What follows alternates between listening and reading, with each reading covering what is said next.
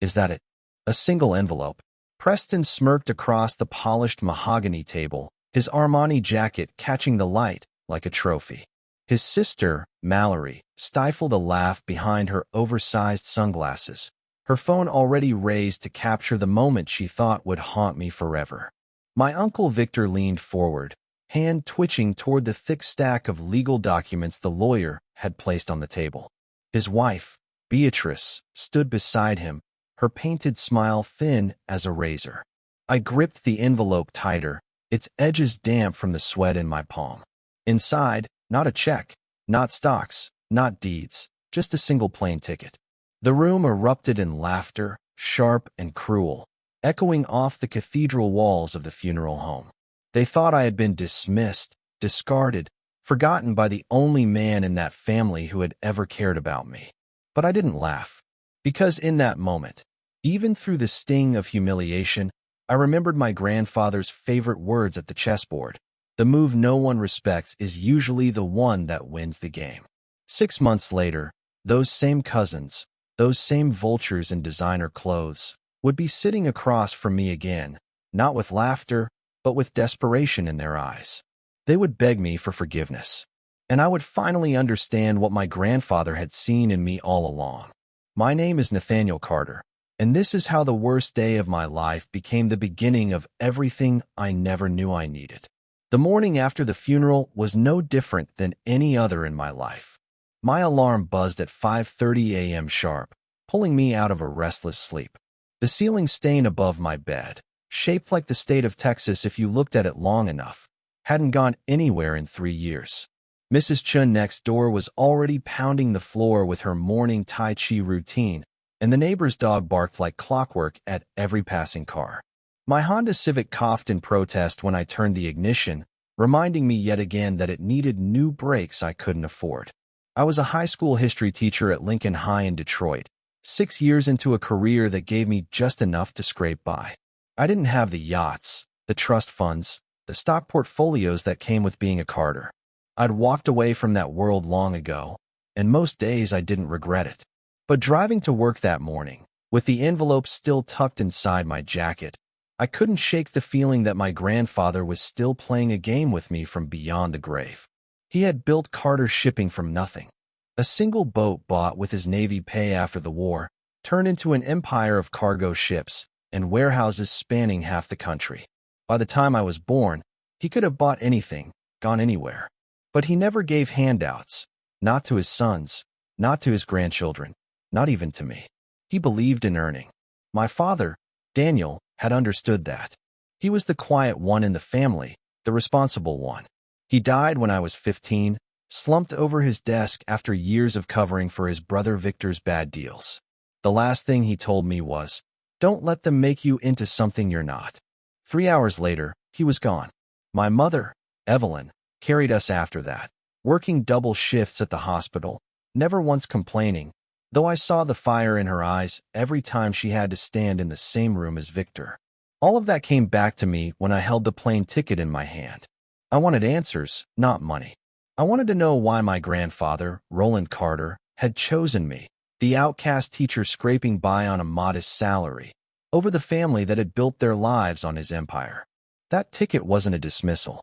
It was an invitation, a door he left open for me, one that would lead to secrets buried deeper than the shipping empire itself, and a truth so powerful it would flip the Carter legacy upside down. And while they were laughing, they never noticed the ground already beginning to crack beneath their feet.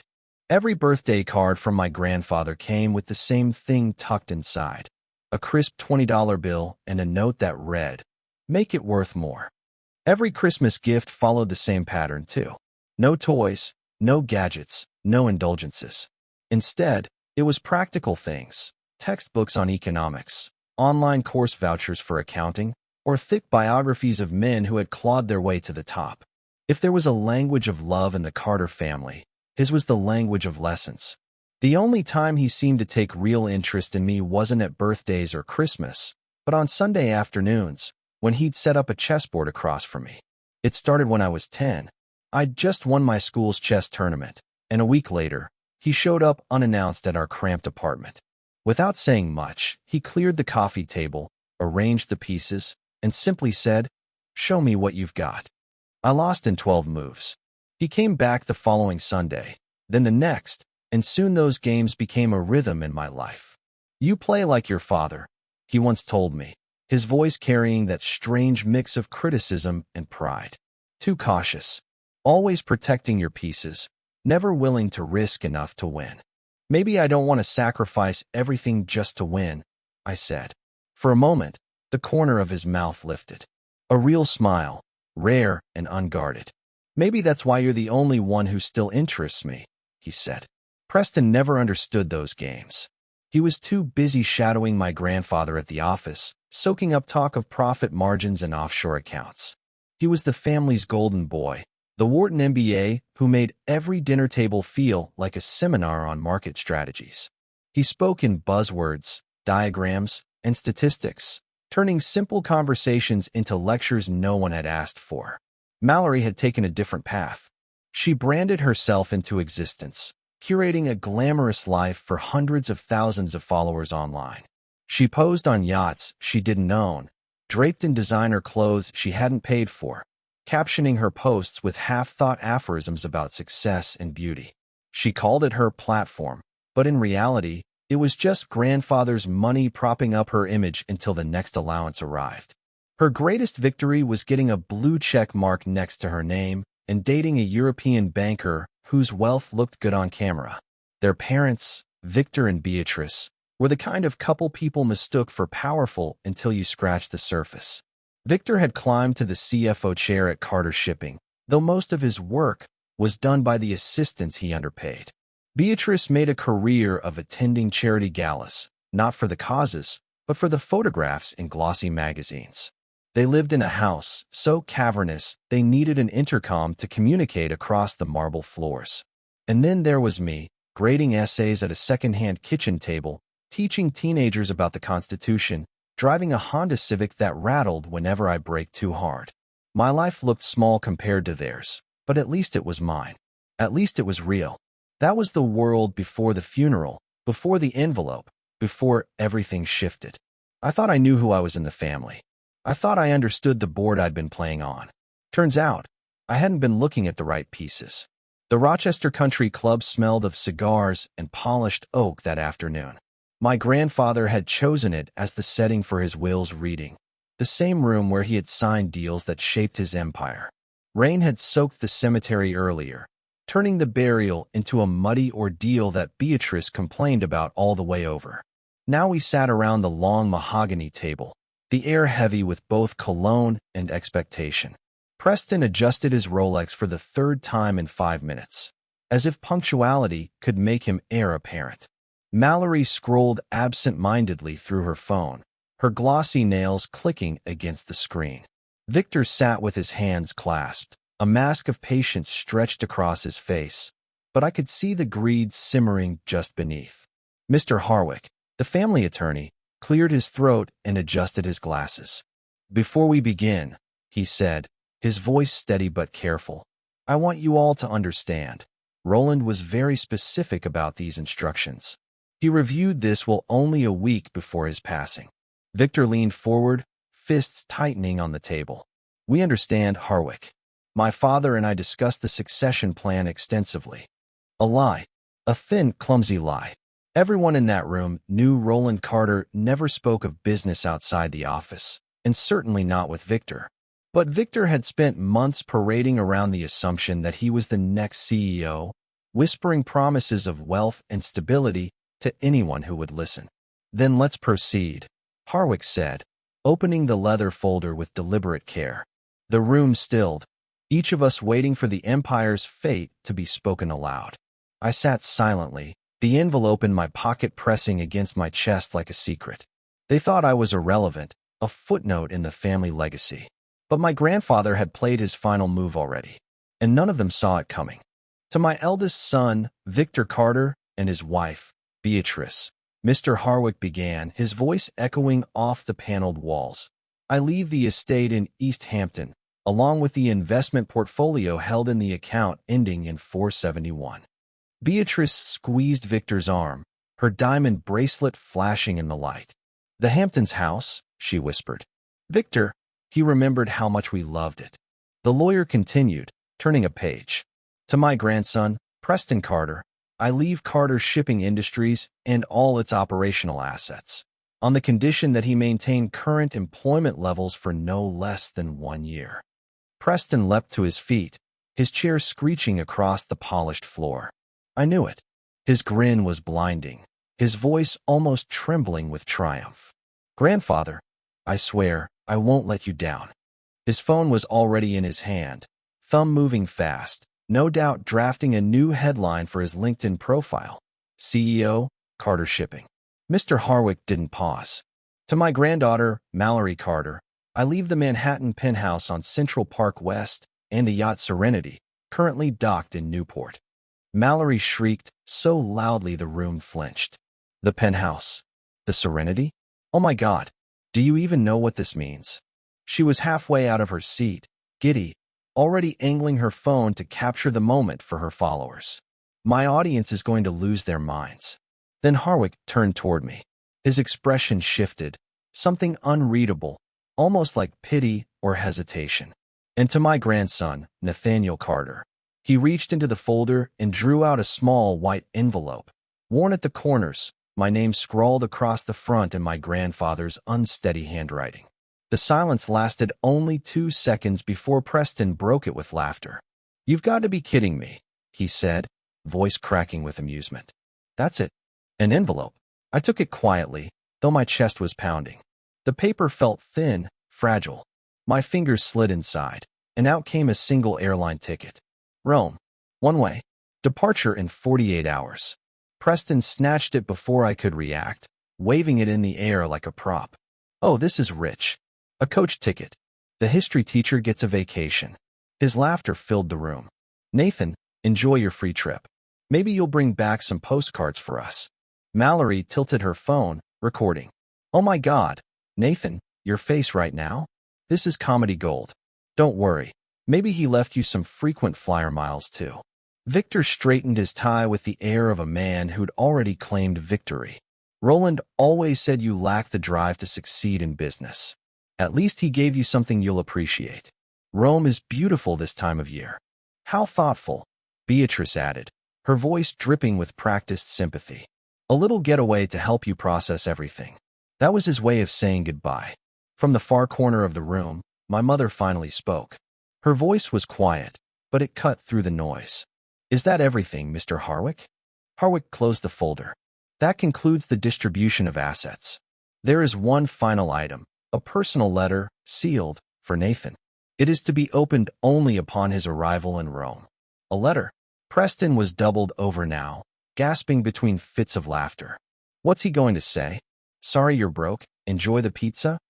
"Preston, enough," Victor said, though he was grinning himself. "Nathan made his choice long ago. He wanted to be a teacher, not a businessman. Father respected that enough to send him off with a gift. We should all be grateful for what we've received." I looked back down at the ticket. October 15th, 3 p.m. Alitalia Flight 61. Specific. Strangely specific. Why Rome? Grandfather had never spoken of Rome in all our chess games.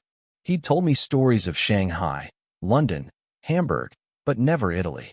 "Well," I said, sliding the ticket back into the envelope, "I guess I'd better pack." Mallory blinked at me, surprised. "You're actually going? You're going to waste your sick days on some random trip just because of that?" "He gave me a ticket," I said, meeting each of their eyes in turn. "The least I can do is use it." Victor sighed, shaking his head. "Sentimental fool. Just like your father. Daniel never understood that emotion has no place in business." And that was the moment I knew. I was getting on that plane. Not because of the ticket, not even because of the letter waiting on the other side, but because Victor was wrong about my father, about me, and maybe, just maybe, about what my grandfather had really left behind. The ticket weighed almost nothing, but in my pocket it felt heavier than every $1 million inheritance around that table. As I walked out of the Rochester Country Club, their laughter chasing me into the crisp October air, I remembered my grandfather's last words during our final chess match. "The best moves, Nathan, are the ones your opponent never sees coming. The rain had stopped. For the first time that day, sunlight broke through the clouds. That night, I sat hunched over my kitchen table, the plane ticket lying between me and my laptop screen, its white edges glowing in the dim light of the single lamp. My bank account balance blinked back at me, $1,847.23. Rent was due in less than a week. My Civic needed new brake pads. I had 43 essays on the Civil War stacked in my bag waiting for red ink.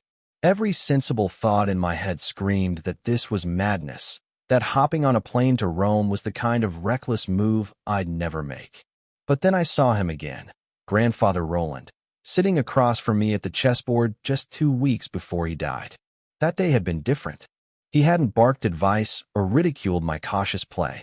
He'd leaned back, eyes softer than I'd ever seen them, and moved his knight in a strange pattern I still couldn't place. "Nathan," he'd said quietly, "what do you know about trust?" "It's earned, not given," I replied automatically. The same lesson he'd hammered into all of us since childhood. He shook his head. "No, boy. Real trust is knowing when to follow even if you don't understand why. Your father, he trusted me once with something precious. And I failed him. But you're different. You don't want anything from me. I never have, Grandfather. I know. That's why, when the time comes, you'll trust me, even if everyone else thinks you're a fool." Now the ticket wasn't just a piece of paper. It was a message, a summons. I picked up the phone and called my mother. She answered on the second ring. "I'm going," I blurted, my voice steadier than I felt.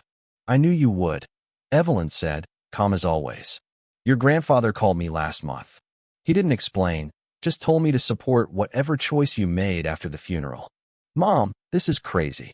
I can't miss work. I can't afford this. Nathan." Her tone was firm. "Your father once told me Roland wasn't always the man we knew. He said there was a before and an after in his father's life, and we only knew the after. Maybe this is about the before." The next morning, I was at Lincoln High arranging for a substitute. Dr. Washington, my principal, frowned behind her desk. "Mr. Carter, 3 days' notice? That's not like you." "I know," I said, "but I've never taken a sick day in 6 years. I'll make up the lesson plans." She sighed, finally signing the form. 3 days. That's all I can approve. 3 days to figure out what my grandfather had set in motion. After my last class, Jasmine, one of my sharpest students, lingered at the door. "Mr. Carter, you okay? You seem different today." I smiled faintly. "Just thinking about history, Jasmine. How the most important moments usually don't look like much when they're happening." That night, I packed light. 1 carry-on with 2 changes of clothes and my father's old leather journal, the one I'd kept since his funeral. The Uber to Detroit Metro cost me $32 I couldn't afford, but by then, hesitation wasn't an option. At the gate, I pulled out the envelope again. That's when I noticed something I'd missed before, a number scribbled faintly in pencil in the corner. 1947, the year Grandfather turned 22. The year after he left the Navy. The boarding call came. I joined the line behind a family bickering about who got the window seat. The mother juggled 2 restless kids while the father scrolled his phone, oblivious. Normal people with normal lives. None of them wondering why their dead grandfather had sent them chasing ghosts across the Atlantic. My seat, 32B. Middle, back of the plane. Of course it was Coach. Preston had mocked me about that, and he'd been right. To my left, a man was already snoring, head tilted against the window. To my right, a woman claimed both armrests and watched a movie on her iPad without headphones, tinny voices spilling into the air. As the engines roared and Detroit shrank beneath the clouds, I pictured Preston in Grandfather's office, probably spinning in the leather chair like a boy trying on a crown. Mallory was no doubt posing on the yacht with her champagne glass tilted just so, perfect for Instagram. Victor and Beatrice were likely already seated with their financial advisors, mapping out their empire's next phase. And me? I was crammed into coach with strangers, flying toward a city my grandfather had never once mentioned. Yet for the first time since his funeral, I felt something close to peace. For the first time, I felt like I was exactly where I was supposed to be. The flight attendant stopped beside me. "Something to drink, sir?" "Just water." I said, and slipped the envelope back into my pocket, its weight pressing against me like a secret waiting to be uncovered. She handed me a chilled bottle, and as I twisted the cap, another chess lesson flashed through my mind. I'd been 12 when Grandfather Roland stunned me by sacrificing his queen to win. I'd sat there, baffled, unable to understand why he'd willingly give up the strongest piece on the board. He'd leaned in, eyes sharp with that unshakable certainty. Power isn't measured by what you keep, Nathan. It's measured by what you're willing to lose if it means gaining something greater. Most people can't see past the loss. That's why they never really win. The plane tilted eastward, swallowed by the dark sky stretching over the Atlantic. My cousins thought they had already won. The offices, the yachts, the trust funds, the status. But as I shifted in my cramped seat, the hum of the engines surrounding me, I felt a strange certainty. The real game wasn't theirs to play. It was mine. Roland Carter had set the pieces long ago, and somehow, I was the only one still on the board. The captain's voice broke through, announcing our cruising altitude. I closed my eyes, pressing my father's leather journal against my chest, trying to believe in a dead man's design, even though I had no map of the board. Hours later, the wheels screeched against the runway. Rome. My watch said 3:07 p.m. local time. My legs throbbed, my back ached, and I'd barely slept. The cabin filled with the sound of clattering seatbelts and a dozen languages. I shuffled through immigration like a ghost, the officer asking, "Purpose of visit?" "I honestly don't know," I muttered before I could think of a lie.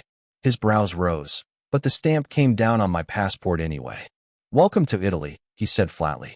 The arrivals hall was chaos. Families clutching balloons, businessmen rushing with rolling bags, tourists turning in circles with wide eyes. I drifted toward the exit, my mind foggy, when I saw it. A sign. Clean lettering, professional. Nathaniel Carter. My pulse spiked. A man in a black tailored suit held it. He looked both relieved and impatient when I stepped forward. "I'm Nathaniel Carter," I said cautiously. The man's face brightened. "Finally, Mr. Carter. Please, this way." His accent was thick, but his English clear. "Who sent you?" I asked, my voice tight. "Your grandfather. He arranged everything months ago. My name is Lorenzo. Please, we have a long drive." Before I could object, he'd taken my bag and guided me through the sliding glass doors. Outside, a black Mercedes waited at the curb, polished to a mirror sheen. I slid into the back seat, sinking into leather so soft it felt like air. "Where are we going?" I asked as Lorenzo merged into traffic. "Monterey Estate. 1 hour north, in the Sabine Hills." I frowned. That doesn't make sense. My grandfather never mentioned any estate in Italy. In the rearview mirror, Lorenzo's eyes met mine. Mr. Roland owned it for 45 years. Every September, he came for 1 week. Always alone. 45 years. That would mean since 1980. I was 12 then, and we'd known nothing. The city dissolved behind us, replaced by rolling hills blanketed with olive groves and vineyards, sunlight flickering across stone farmhouses and winding roads. It was beautiful, achingly so, the kind of place you see in movies where people rediscover themselves. Lorenzo drove with casual speed, handling curves with a confidence that kept my grip locked on the door handle. "How long did you know my grandfather?" I asked. My father was his driver first. When he passed, I took over. 20 years now. Every September, I drove Mr. Roland. 20 years. 2 decades of secret visits no one in our family ever spoke of. What else had he hidden? The road narrowed, curling through a small village where old men sat outside a cafe, sipping espresso and watching us pass as if we'd intruded on their timeless ritual. Then Lorenzo turned onto a private lane lined with cypress trees, their shadows stretching long in the late afternoon sun. Electronic gates slid open without a sound, revealing a villa that knocked the air from my lungs. 3 stories of golden stone shimmered in the light, framed by terraced balconies and gardens that looked as though they'd been painted by hand centuries ago. Rows of vineyards stretched out endlessly, as if they belonged not just to the land, but to the sky. Lorenzo eased the Mercedes to a stop before towering wooden doors weathered by centuries. My heart hammered as the doors opened before I could step out. An elderly woman appeared, dignified in a way that had nothing to do with wealth. Her silver hair was gathered into a neat bun, her dress simple but elegant, her presence commanding without effort. And her eyes, steel gray, sharp and familiar, stared into me with the same intensity my grandfather's once had. She stepped forward slowly, her eyes glistening as tears slid down her cheeks.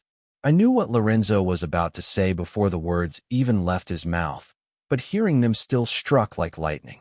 "Nathan," he said gently, "this is your grandmother, Sophia Carter." The ground seemed to tilt beneath me. My hand shot out to grip the car door for balance. "That's impossible. My grandmother died before I was born." Sophia reached me then, her hands wrapping around mine. Her touch was warm, her grip firm with a quiet strength that contradicted her years. "Your American grandmother? Yes, Carol. But I am very much alive." Her voice carried the lilt of music, her English flawless but touched with formality. She studied me with a gaze so intent it felt as if she were engraving my face into memory. "You have his eyes," she whispered, "but your father's gentleness." She gave my hand a squeeze. "Come inside, Nathaniel. There is much to tell." The villa's interior was nothing like Victor and Beatrice's ostentatious mansion back in New York. It wasn't loud with wealth. It was graceful, built with history, and lived in elegance. The walls of the sitting room were covered with photographs. My eyes froze on one. Roland, impossibly young, laughing in front of a church. Next to him stood Sophia, radiant in a simple wedding gown. Both looked barely out of their 20s, joy spilling out of the frame. "We married in 1947, Sophia said softly, watching me trace the photo with my eyes. "Roland came to Italy with the Navy, and when the war ended, he stayed behind to help rebuild. We met at a dance in Rome. He was handsome, ambitious, full of ideas. We began with almost nothing, just a few acres of vines his friends sold to him for nearly nothing." She poured 2 glasses of deep red wine from a crystal decanter. The aroma alone carried weight. "This is from our vineyard. We call it heredità, inheritance." I took a sip. The wine was rich, layered, unlike anything I had ever tasted. "I don't understand," I admitted. "Grandfather had an entire life here. A wife, a family, a business." Her eyes, though sad, never wavered. "More than a life, Caro. We had a son, Augusto. Grandchildren, too. But Roland," she sighed. "Then the Korean War came. He left, telling me it would be for 6 months. He never truly returned." "Because he met my grandmother," I said quietly. Sophia nodded. "Yes, he met Carol while on leave. She carried Victor soon after. An honorable man might have divorced me. But Roland, he could not choose. So he lived divided, keeping both lives apart." My hands trembled around the glass. "So he lived a lie." Sophia's gaze softened. "No, Nathaniel. He lived 2 truths. He loved me, and he loved Carol. He loved Italy, and he loved America. But in trying to hold both, he gave up pieces of himself to each." She rose and crossed to an antique desk, pulling out a thick folder. She placed it in my hands with quiet finality. "Roland wanted you to have this." The papers inside were staggering. Deeds, contracts, ledgers. Carter Vineyards International, valued at $47 million. A legitimate empire built from the vines outside the villa. "It belongs to you," Sophia said. "Not Victor. Not Preston. You." Roland was very clear. I sank into a chair, overwhelmed. Before I could speak, she set a laptop before me and pressed play. The screen flickered to life, and Roland's face appeared. My chest tightened. The man I had known my whole life, but different somehow. His eyes looked lighter, his shoulders freed of a weight. "Nathan," he began, voice steady but gentler than I'd ever heard. "If you're watching this, it means you trusted me enough to take that flight. Good. You always were the only one who understood that some things matter more than appearances." He leaned closer, lowering his voice as though speaking only to me. "Your cousins got what they wanted. Or so they think. Whitmore Shipping has been bleeding money for 3 years. I buried the losses in the books, but Preston's inheritance is a sinking ship. The Manhattan penthouse carries 3 mortgages. The yacht is leased, not owned. And the Hampton estate? Well, the bank owns 70%. I gave them exactly what they valued. Trophies that look golden, but rot beneath the surface. My throat tightened. But you, Nathaniel, you came to see me every Sunday. You never asked me for anything. You chose teaching over wealth because you wanted purpose. That's why I'm giving you what you never asked for. Truth, family, and yes, real wealth. This vineyard produces over 2 million bottles a year. The villa has been in Sophia's family for 3 centuries. Augusto has managed everything faithfully, waiting for you to step forward. Your cousins Marco and Elena are good people, raised with the values your father carried. This is your real inheritance. The screen went black, leaving only the sound of my heartbeat filling the silence. My grandfather's voice still rang in my ears, steady and undeniable. This is your real inheritance. A family that values work. Land that creates something real. A legacy built on truth, not illusion. Grandfather's voice carried strength again, that sharpness I knew from countless chess games. Nathan, your next move is yours. But remember this, Preston will call you within a month, desperate. Be kinder to him than he ever was to you. That's what separates you from the rest. Checkmate, my boy. The screen went black. Sophia's hand settled on my shoulder, steady and warm. He spoke of you often, she said, her voice trembling but proud.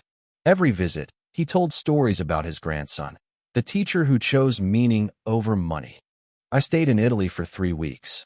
Long enough to learn the vineyard, long enough to meet the family I never knew existed. My uncle Augusto carried himself with quiet strength, the kind that reminded me so much of my father that my chest ached. He ran the estate with efficiency and honor, never bitter about being hidden away in the shadows of my grandfather's double life. Marco and Elena, my Italian cousins, embraced me like a brother returning home. They walked me through the vines at dusk, showing me the soil, the grapes, the legacy their father had nurtured. One evening, Elena said something I'll never forget. Here, he was lighter. He laughed. He worked the vines with us, hands in the dirt. The man you knew in America.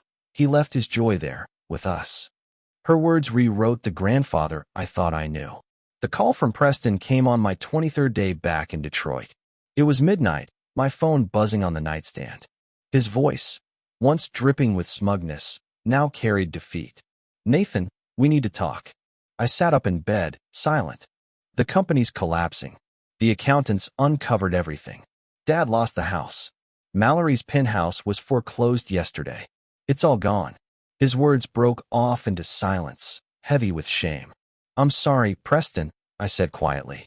No, you're not. And you don't need to be. We deserve this. We were cruel to you. But tell me. He paused, his breath uneven. Grandfather left you something real, didn't he? Yes. A long exhale followed, almost a sob. Good. You deserve it. You were the only one who loved him without wanting something back. The next morning, I offered him a lifeline. A position managing U.S. distribution for Heredita Wines. A salary, not ownership. He accepted, humbled but grateful. Mallory resisted longer. Her pride was a fortress. But eventually she came to, realizing she had a gift for marketing when it was grounded in something real instead of vanity. Today, she's engaged to Lorenzo's son, living in Rome, starting fresh. Victor and Beatrice's story ended smaller, but perhaps truer. They moved into a modest apartment in New Jersey. Victor found work as a bookkeeper. Beatrice took a job at Nordstrom. They no longer speak to me, but Preston tells me they're strangely happier now, stripped of all the noise of money and reputation, learning, finally, how to rely on each other. As for my mother, Evelyn, she moved into the guest house of the California property I purchased with my first vineyard payout. She retired from nursing and paints now, her studio filled with light and color. A dream she'd always buried beneath responsibility. And me? I'm still a teacher. Part-time now, but I'll never leave it completely. My students laugh when I tell them their history teacher owns a vineyard in Italy. I weave the vineyard into lessons on trade, economics, and the value of building something lasting. Summers, I return to Italy, learning the business with Augusto and walking the vines with Marco and Elena. One evening in the villa, Augusto and I sat across a chessboard. He made a move, then leaned back. Your grandfather always said the winner isn't the one who takes the most pieces, but the one who understands which pieces truly matter. I looked at the board, then past it, at the vineyards stretching into the horizon, at the portrait of Roland young and full of fire in 1947. He won, I murmured. It just took 60 years for the game to end. Augusto shook his head with a smile. No, Nathan. You won. You just didn't know you were playing. That crumpled envelope they mocked at the country club, it wasn't just a ticket. It was an invitation to find who I really was, to uncover what mattered more than wealth. My grandfather gave my cousins the illusions they craved, but to me, he entrusted the only prize that endures: family, truth, and land that speaks of generations. In my Detroit apartment, there's one bottle left from the last vintage my grandfather oversaw himself. The label reads Eredita 2024, and beneath it, in his own hand, for Nathan, who understood that the best inheritance isn't what you're given, but what you're trusted to carry forward. Every Sunday, I still play chess. Sometimes with Augusto, sometimes with my students, sometimes alone. And each time, I feel him there, the old man who orchestrated the longest, most brilliant game I've ever witnessed. He taught me that real wealth isn't numbers in a bank, but truth, family, and the courage to trust when the path doesn't make sense. Everyone else had been watching the wrong board. The true game unfolded on another one entirely, across an ocean, in another language, and I was the only one invited to play.